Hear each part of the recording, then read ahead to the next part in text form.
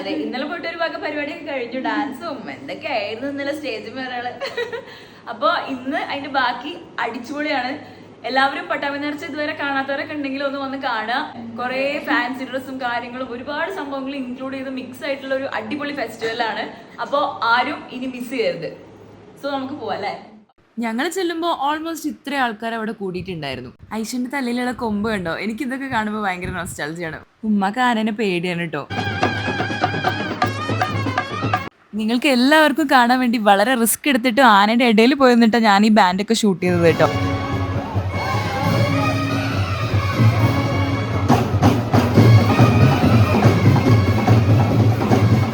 ഈ ചേട്ടന്റെ കയ്യിലെ വാളിന് എന്തോ പവർ ഉണ്ടെന്നായിരുന്നു പണ്ടൊക്കെ എന്റെ വിചാരം. പൊതുവേ ലേഡീസ് ഒക്കെ ബിൽഡിങ്ങിന്റെ മുകളിലൊക്കെ കയറി നിന്നിട്ടാണ് കാണാറ് പ്രോഗ്രാം. പക്ഷെ ഞങ്ങൾക്ക് എവിടെയും സ്ഥലം കിട്ടാത്തതുകൊണ്ട് ഞങ്ങൾ താഴെ തന്നെ നിന്നിട്ടാണ് പരിപാടി കണ്ടത്.